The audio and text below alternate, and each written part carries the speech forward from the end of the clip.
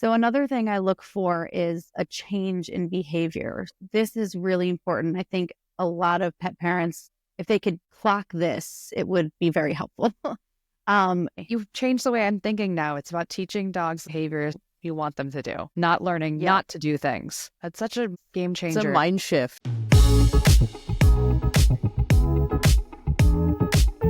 Welcome to Myth Barkers, where we make dog parenting easier by sniffing out the facts and debunking dog tales. Here we go. It is our second episode. With Myth Barkers, we are debunking dog myths and popular misconceptions within our four key pillars: health and wellness, training and behavior, adoption and rescue, working pets, and influencers. Our guest today is an expert in training and behavior and also has dedicated countless hours to helping rescue dogs. I am so excited to introduce everyone to Jamie Ianello. Jamie is an incredible dog trainer and behaviorist with over 15 years of experience. I've had the pleasure of getting to work with her through SNAR Northeast over the last year, and actually a lot of our work has led to some successful adoptions.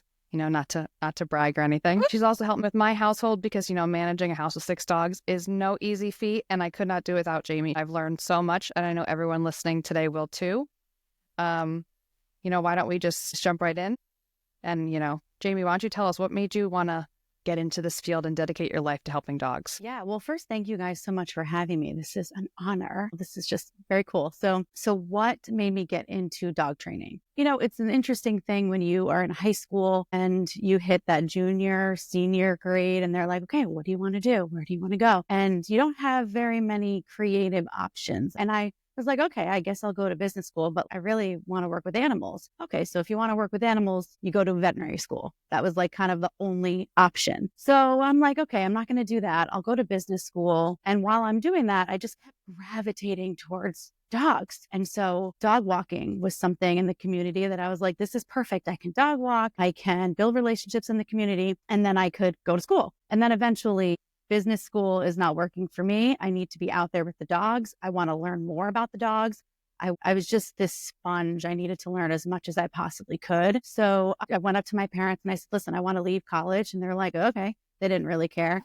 They're like, what do you want to do? I was like, dog training school. They were like, okay, let's do it. So I did it. Pretty much how that went. It was an amazing journey. I was very lucky to have that option. It's great to have parents that support your passion. Is there a special dog that made you more passionate about this field? Gosh, yeah. I had 2 dogs growing up, Magic and Dixie. They're my Wheaton Terriers. I got Magic when I was 8, Dixie when I was around 12. Yeah, early on. We did everything wrong. So we introduced 2 female, intense personalities completely the wrong way. Anyway, long story short, they ended up fighting like all the time. And we never once considered rehoming. We were just like, yeah, we'll put in a wall, put in French doors, and we'll just keep them separate. Like that's what it was. And around that time that the dogs were fighting, I developed a skin condition called vitiligo. So Michael Jackson had it, Winnie Harlow has it. So it's like white patches on the skin. I got very self-conscious about that. And I wore long sleeves and I didn't want to show myself in certain situations. People stared at me. And then I started to realize this like contrast. Okay, around dogs, I get no judgment. I'm myself. They don't stare. They don't notice. They just see me for me. So I'm not going to judge them, the dogs, like they don't judge me. And so Magic and Dixie and their complicated relationship and my parents being very like, nope, we're committed to these dogs. We're going to keep them together. We're going to be happy. And that non-judgment feel I got from them, I just felt like I need to give back to this. I didn't know what it was at the time. I was too young, but that certainly cultivated later on. Yeah, you never forget the dogs that you grow up with when you're young. I think it's almost like you grow up together. So they're so impactful in the kind of human being you become later. So true. Yeah. It's really true. So Jamie, before we get into it, what's your favorite part of your job of being a dog trainer and a dog behaviorist? I'd have to say this overall theme of connection. That's a really big one. You'd think first off, like connecting with the dogs. Absolutely. Of course, that's very important. But I never thought working in dog training would connect me to so many incredible people. And some people, they trust me to go into their house to help them, guide them with their dog. And their dog is such an important piece of their life. And I've heard so many incredible stories. I've met so many incredible people. Even now at 20 years later, I'm still friends with, I'm still close with. And cultivating those connections with people who care so much about their dogs, who want to help their dogs, who want to learn so much. And then, of course, I've met some incredibly interesting and dynamic wild dogs. And so connecting with those incredible dogs personally, I think that's probably the best. Would you say that there's a challenging part of your job too? The people. You're probably training them just as much or more than the I dogs, know. right? Oh, it's so true. Yeah. It is. It really is. Training the dogs, I don't want to say it's easy, but it's streamlined. With people, we have limitations, whether we like to admit it or not, as do I in my household. Like, for example, we might have a dog who has a really hard time walking down the street without barking at dogs passing by. That's stressful for the person, it's stressful for the dog, but you live in a suburban neighborhood. Sometimes it's beyond our control, our own limitations. So going back to the challenge, I think that just working within the dog parent limitations that can be challenging. Yeah. I already have so many questions. There's so many things I want to ask you about. Like we haven't even gotten into the questions, and I have like 3 that are looming right now. Like, I actually am curious about this. So the myth we're going to tackle today is a wagging tail is a sign of a happy dog. Talk to us about dog body language as if you were explaining this to a new client that has never seen a dog behaviorist before. Okay, so dog body language is really important when we're reading a dog's communication, that we're putting it in context with the environment, what's going on around that dog. For example, really quick example to put it into context, like a yawn could be a stress signal, but it could also be the dog's tired. So it's important to pay attention to what's causing this. In dog body language, we almost have like 2 categories. We have behavior cues, and then we have like body posture. So behavior cues, they're kind of separated into categories. So you have what we would call like inviting cues or distance decreasing. So whatever it is the dog is communicating with, they want to bring that closer to them. Then we have stress cues, we have appeasement cues, and we have distance increasing signals, also like bite warning cues. Those are the obvious ones. A couple of inviting cues and decreasing cues would be a play bow. If the dog is inviting you to play, if you ever come home from a day of work and your dog stretches and then they sneeze at you, those are actual signals that mean come closer, I want you to come closer. Those type of cues and behavior cues are going to most likely come with loose body posture. So the mouth is going to be open and soft. The body is going to be fluid and wiggly. The tail is going to follow that in a nice lolling fluid motion. The eyes are going to be soft. The whole body is going to be relatively loose. Flipping to stress behavior cues. These are cues that dogs give off when they're feeling stressed. Those can be lip licking, yawning, pacing, vocalizing, like whining. Dogs will shed more when they're stressed. Dogs' paws will actually sweat when they're stressed. You might see drool. You might see the ears pin back. You might see worried eyes. And associating with that, you're going to see a little bit more tense body posture. Then going into appeasement signals. So appeasement signals are really interesting. These are signals that dogs give off when they're trying to either calm themselves down or calm the environment around them down. And you can have a mixture of stress cues that mix with appeasement signals, because the dog might be saying, look, I'm stressed out, but I'm trying to calm down. And then they might throw in the growl. I'll get to that. So appeasement gestures or signals are going to be a dog might raise their paw and kind of go off to the side. They're going to look away. They're going to lip lick. They might actively avoid. So they might put their nose to the ground. They might completely turn away. And people often think, oh, look, the dog doesn't even know that dog over there is there. They know. They're just trying to avoid conflict. And then moving on to bite warning cues. These are the most obvious. These are distance increasing signals. So the dog is trying to move somebody away from them. Growling, showing teeth, snarling, the whale eye, the freeze, hovering over. That is almost always going to come with tense body language. And then going to the myth, the tail is really interesting when this is going on, because I can't tell you how many times I've heard people say, my dog was attacking the neighbor's dog, but their tail was wagging. So it was like they were having fun. Well, yeah, maybe they were having fun. I don't know. But you can have what's called a tail twitch. That's where the tail is very high intense. And it does do this sort of twitching, very fast paced switch, could be confused with a tail wag. So these distance increasing or bite warning cues, the dog is trying to communicate, move away, or else I'm going to bite you. And in context, it's very important to pay attention to what exactly is this dog communicating? How subtle are the cues? Like people, dogs will pull which behavior cues that come naturally to them. So if you're a human, you might have one person over here when they get angry, they might punch a wall. You might have another person who cries. Dogs, you might have one dog who wants to increase distance and give a bite warning cue. They might growl, freeze, bite. You have another dog who might snarl, show teeth, hover, freeze, wait there for a minute. Like they don't want to actually escalate to biting. So that piece is really interesting.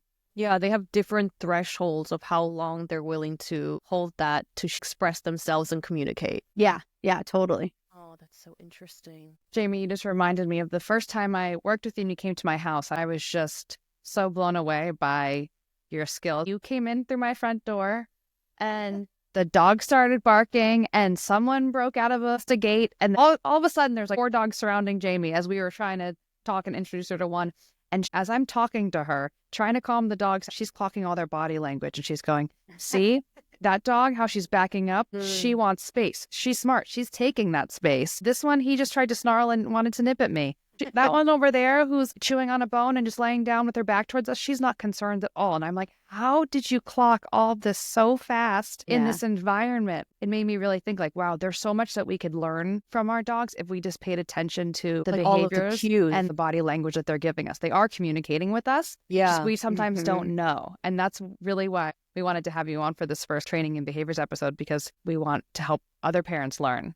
Just make it easier for everyone. So what do you look for when you first meet a dog? Is there certain signals or cues that you look for initially before you start to say hello and introduce yourself to the dog? I've come to realize if they want me to pet them and interact with them, it's going to be pretty obvious. They're going to be all wiggly and rub on me. And most of the time when I'm meeting a new dog, I'm talking to somebody also. So I tend to be quite neutral and be in a major observation mode, picking up on every little thing the dog is doing in context with, if I move my foot, what does the dog do? If I move my hand, what does the dog do? If I turn my body off to the side so I'm less confrontational, does that bring the dog closer or further away? So just sort of testing out little things. I'm not a let's see what happens kind of trainer. I'm not going to push a dog to their limits just to see, because I could see it 5 steps ahead before it happens, you know?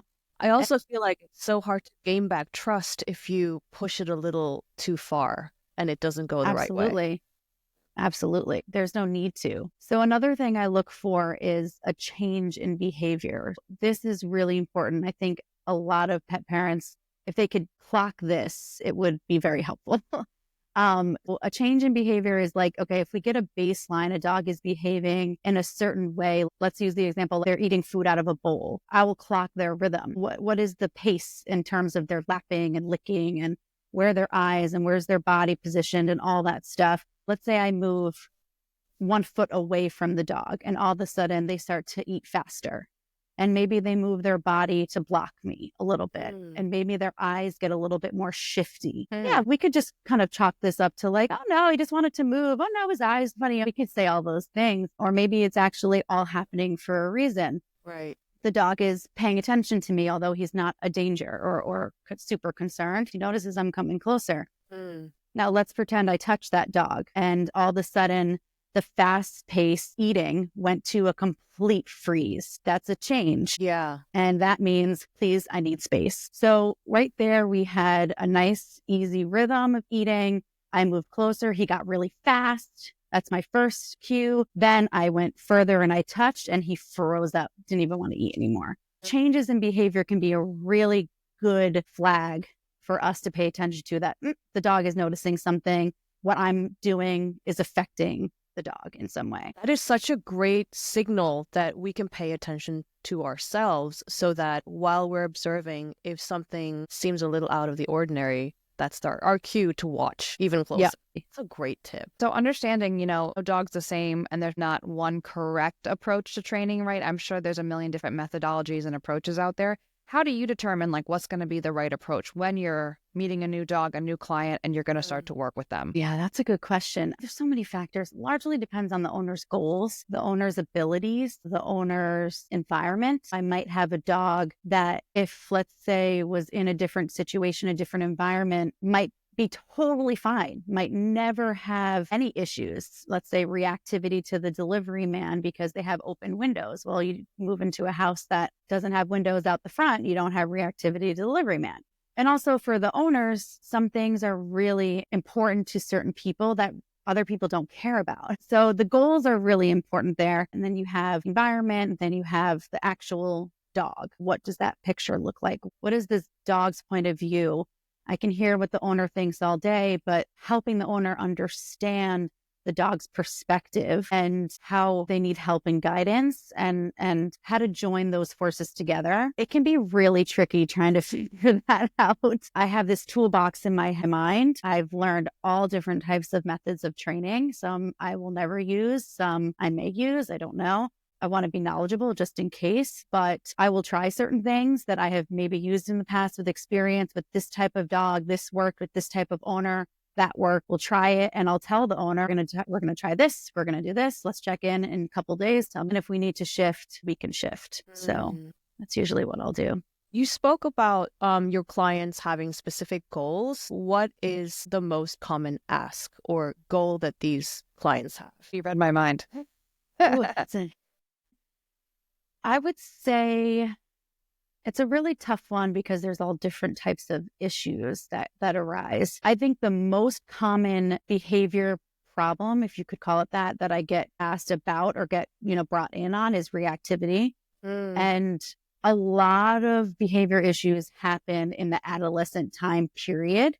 So I'd probably say either reactivity or just dealing with adolescence in dogs can be really challenging for the owner. I can relate to that because I adopted my dog Luke when he was 6 months old. And in the beginning, he was super curious. And then he started getting bigger. And I think something sort of shifted psychologically where he was like, I'm big dog.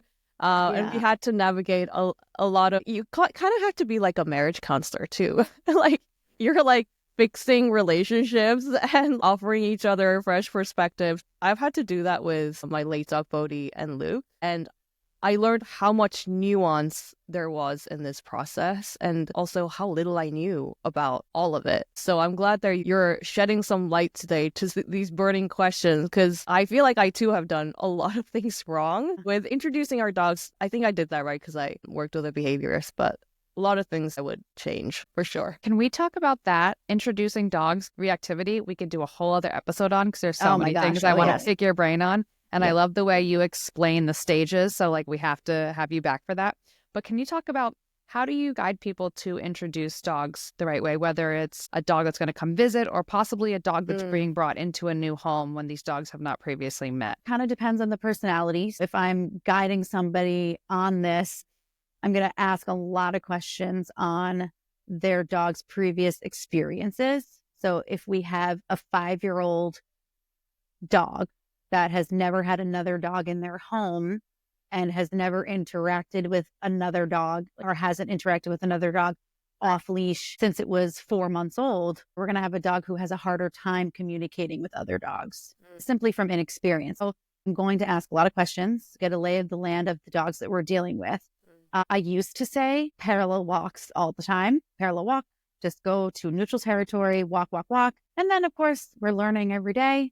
I've run into some dogs who are super reactive on a leashed walk, and they do much better when they're let loose in a yard together, and we can guide that. But I guess the pillars would be get as much information as we possibly can to set the dogs up for success, find neutral territory, and we want a low arousal level when the dogs actually meet.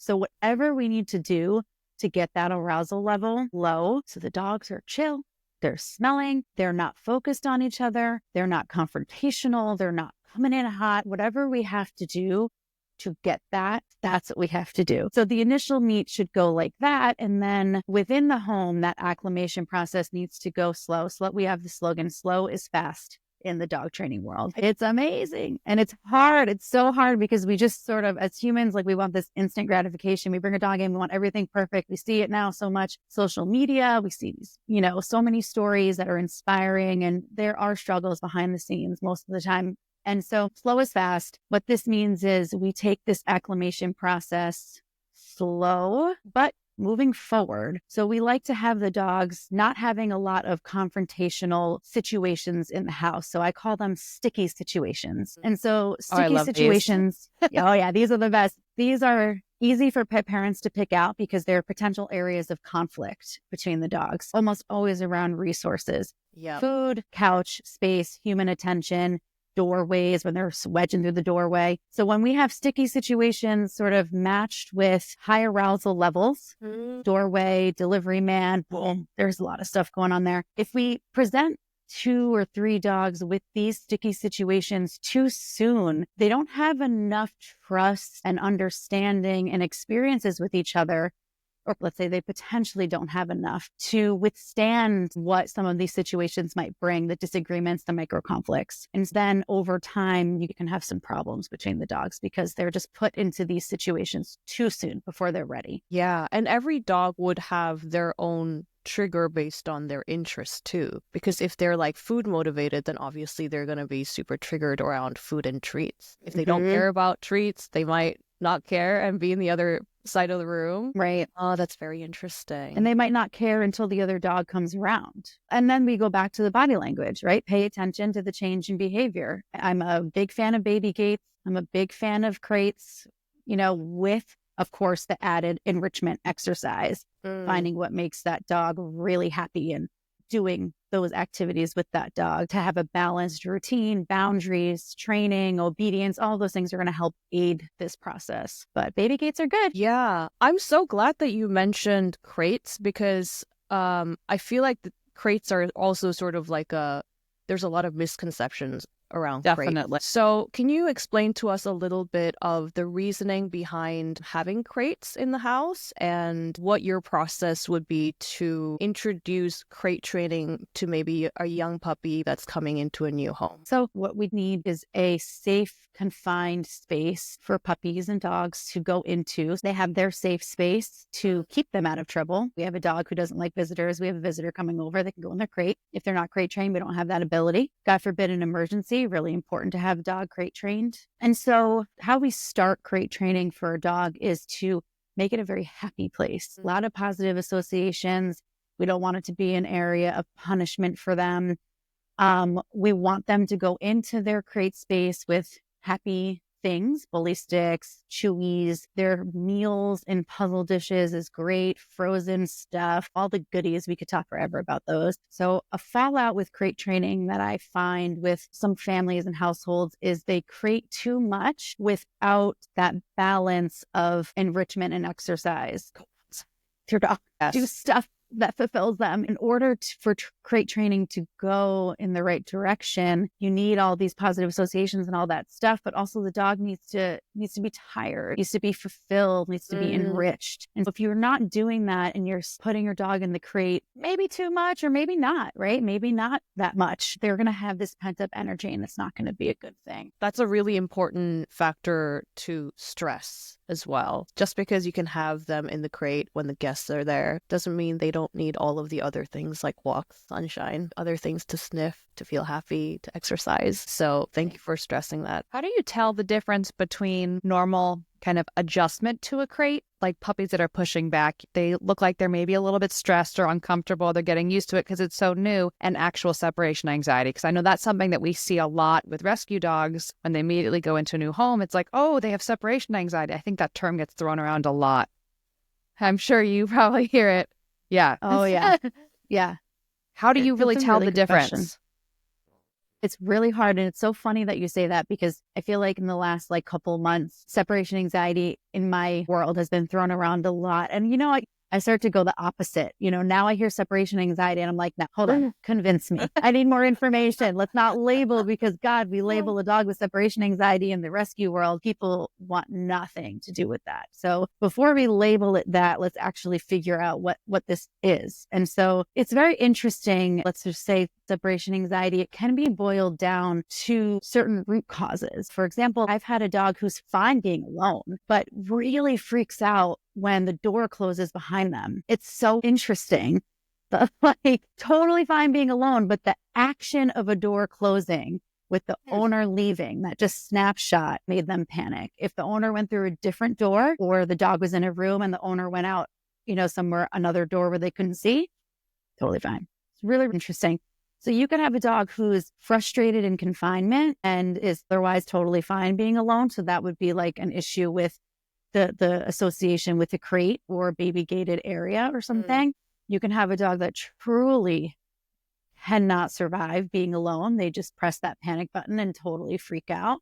You can have a dog that, again, it's another factor. They feel that door close and they're like, whoa, this is panicking. You can also have dogs who have had trauma. Yeah. I see this a lot with rescues. A lot of puppies have been on transports and they're with multiple dogs in a small crate. And kudos to all these transport drivers and these rescuers. It's absolutely incredible what they do. Could not do it without them. Could not save and place all the dogs. Yeah, thank God for them. Exactly. But, sometimes the fallout is a puppy has spent 12 hours in a crate and with all other puppies on them, and the litter is getting to safety and they finally get to a new home and they're back in a crate again. And it's now a source of anxiety to them. So you could sort of have that past experience even at 7, 8 weeks old. So we diagnose it by asking a ton of questions, videotaping the dog when we're not around, watching for that body language, that change in behavior, and then starting to try things. Separation anxiety is tricky. You try a whole bunch of stuff and see what starts to come together to help the dog. So how much do you think dogs feed off of their owner's energy? Well, that's interesting. I don't know about the amount. They definitely do. Some do more than others. I think there's this lack of guidance within the dog world that really provides a hindrance. You can have somebody who is a nervous person at the end of the leash handling a dog who is also nervous. And you might say, well, if that person was calmer, that dog might not be as nervous. Well, it depends. If that dog's 3 years old and has been nervous out on a leash since they were 6 months old, chances are what that owner does is not going to change much in that moment. Can we teach the owner to be calmer, to guide their dog, to help their dog be calmer? Absolutely. But in that moment, I don't know how much that's going to help. Now, there's plenty of dogs that I work with that I hold the leash, they're obedient, they're ready to go, they feel comfortable, I can walk by dogs, they're not going to be reactive, but that's because I've worked on that with them. You hand the leash over to somebody else who they don't have that practice with, the guidance is lost simply just because they haven't practiced it. So energy is a really important piece. You do have to have a relative level of like, I got this dog, you and me together, we're good. Let's move through. Certainty, even if you're not certain, you have to pretend. And I think that definitely affects the dog. But of course, you have that added guidance factor that is also extremely important. So even if you're nervous, if you are well trained as a human being to have the right techniques to even feign confidence and hold the leash the right way, this could positively affect your dog.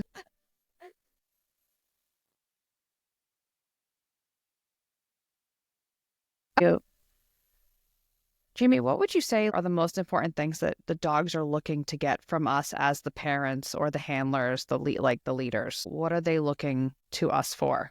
They're looking for guidance, right? In these situations where they don't know what to do, they're going to do what dogs do. They're going to make their own decisions, right? They're going to learn whether or not we are teaching them. And so we want to make sure we are helping them learn what is going to be conducive for the lifestyle.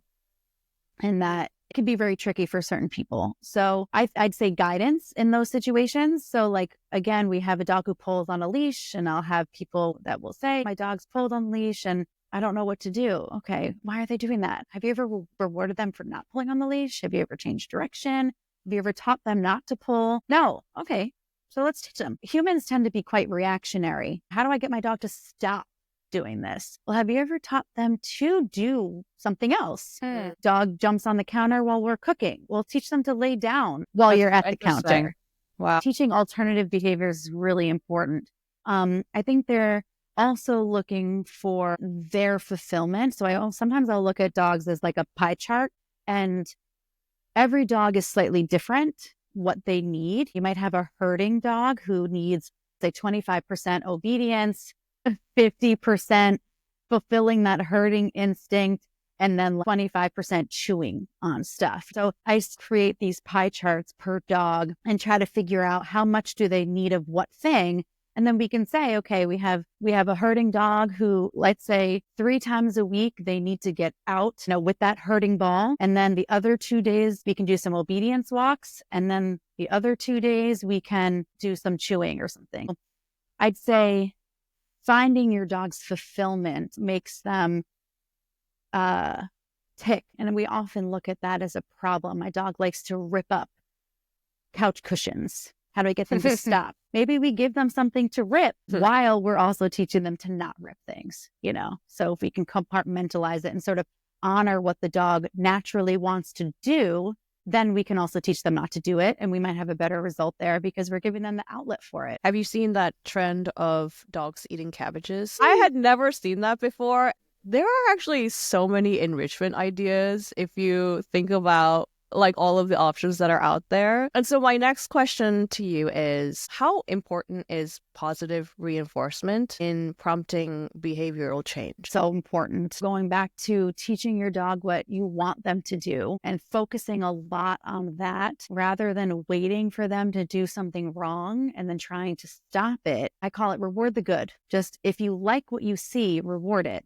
And it doesn't have to come with 1,000 treats. Dogs learn through association and consequence. They learn what gets me what I want. Yeah. They also learn what's safe for me, right? What's dangerous, but what gets me what I want. So an example is the owner takes the leash out. The dog is running in circles. The dog jumps. The owner puts the leash on. The dog jumps more, maybe grabs the owner's arms because they're so excited. The owner goes towards the door, opens it up. Dog pulls out. Dog actually learned there. The more I jump and the more I grab, the closer I get to my walk. So the owner took out the leash. The dog jumped. The next step happened, the leash came out, right? Then I grabbed the owner's arm and the poor owner's like, I just got to get out of here. Let's go. But the dog then learned, when I grab the sleeve or the arm, the owner walks closer to the door. That worked for me, right? So then I'm pulling and grabbing and all this crazy behavior gets me closer to my walks. I'm going to do that next time. The next time I see that leash come out,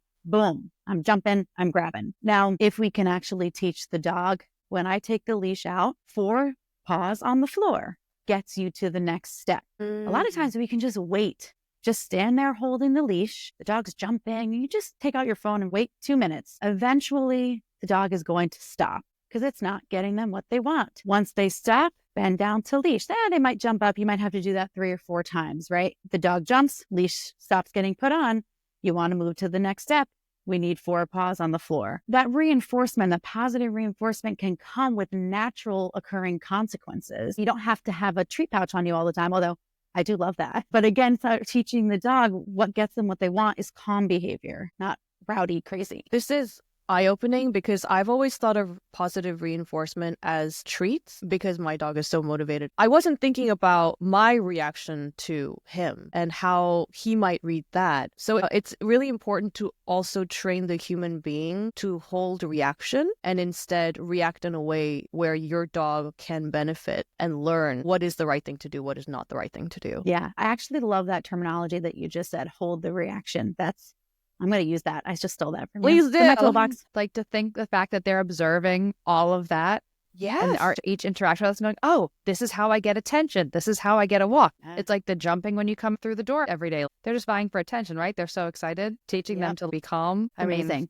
I'm inspired. I told you we could talk to Jamie for forever. There's so many things that we want to pick your brain on. So our guest from the previous episode was Dr. Sarah Witherell, who is an amazing veterinarian. She posed the question, what is your expectation from dog parents? What should they bring to the table when they come to a training session? I love that. Right? I would say my expectation and what they should bring to the table is the willingness to change their lifestyle, the willingness to be inconvenienced by what their dog needs from them right now. I hear a lot of, I need my dog to do this, that, and the other. In order for my dog to be in my house, I need them to be a certain way. I totally get that. I have children. I can't have a dog who's going to bite children in my house. Totally get it. But we have to have the ability and willingness to say, what can I do to help my dog right now that might not be ideal for me, but could be temporary to then get to the place that we need to be. And so if we have that, you tend to have a really nice result at the end of a program. So I'd say willingness to be a little bit inconvenienced to support their dog. I love that answer. I have to follow up on that because we don't want to overwhelm people. I don't want parents to think, oh my God, training my dog is going to be such a headache. How do you guide people or tell them to kind of approach training that's manageable? That's a really good question. I would say if you stick to this theme, reinforce the behavior I want to see from my dog. If you can sort of stick to that, it becomes a little easier. Like, how often are you letting your dog out your back door? Maybe 5 times a day, more than that. If you just have your dog sit before you do that, that's huge. If you have your dog sit and wait before you put the food bowl down, great, that's huge. If you bring treats with you on a walk and you have them look at you 40 times on a walk, great. It doesn't have to be this big mammoth thing, but it does need to happen. That So totally if we makes can sense. integrate it into our daily habit, Yes, exactly. I'm going to integrate a few things into my daily habit from today onwards. Definitely. There's so many more things I'd love to talk to you about. I feel like this is just the tip of the iceberg, but Jamie, you've already shared such a wealth of information with us, so we really appreciate it. One of the many things I love about you is the way that you approach the training and the communication and the education to the dog parents in such a way that you break it down to explain the why. There's no judgment. There's no you're doing it wrong or right. It's very much from a place of compassion and understanding and trying to help dogs and dog parents like live their best lives possible. So I just thank you so much. I hope that everyone listening and watching really learned a lot.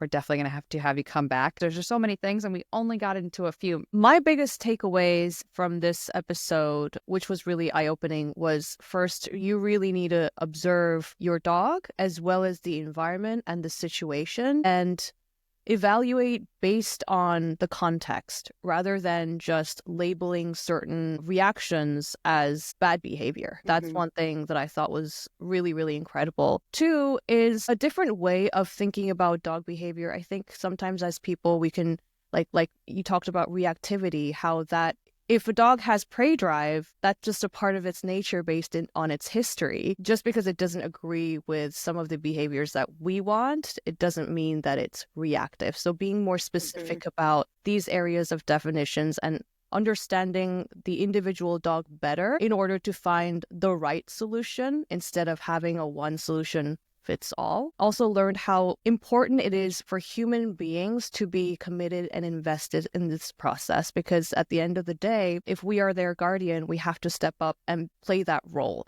And that means to tell them when they're doing something right, encouraging that behavior through positive reinforcement. And if they don't do what we want, then not reacting immediately, but teaching them how to do something before being upset at them for not doing those certain things that they were never taught. That part I know I'm guilty of. So Yeah, teach your dog what you want them to do. Teach them the behavior you want, not what you want them to stop doing. That's such a game changer. Yeah. Absolutely. And also, overarchingly, how important it is to teach people about dog behavior, how to observe, how to read, because, now in the US, more than half of the population have a pet in their house. They're family members. And if we don't understand how to see them and communicate with them in the right way so that there's harmony in the house, then it's going to be a lower quality of life. And Jamie, I think one of the most beautiful things about what you're doing is you are increasing the quality of life for so many families, for so many dogs. And I'm sure there are dogs that really wish they could speak so they could talk to their human beings about like, hey, this is what I need from you. But the fact that you are the bridge between the dogs who cannot speak and the people who don't necessarily know how to read their dogs, it is such incredible and important work. Even in one episode, I cannot tell you how many things I learned. Like, I know I'm listing a few things, but I will be rewatching this again to write it down, like write notes on what I need to integrate into my daily habit so that with these little efforts and consistency and patience, I can build a better life for Luke. Slow is fast. I think we're going to take Slow your is approach, fast. Jamie. We're going to steal that. Slow is fast, and love that. and just try to make those little tweaks every day to help our dogs, help ourselves. Thank you so much. Where can everyone who's following along follow Lead the Leash and you? Instagram and my website. So I have this whole resource library on my website. So a huge, massive guide on kids and dogs, babies and dogs. That's a big time passion of mine we didn't touch on We'll today. have to do a whole other. I have a whole household harmony guide to babies, kids, dogs, toddlers. But also on there, the website has dog body language, a whole bunch of info sheets just for free for everyone. I want to share this. It doesn't have to be overcomplicated. You don't have to be elite. You don't have to read 1,000 books.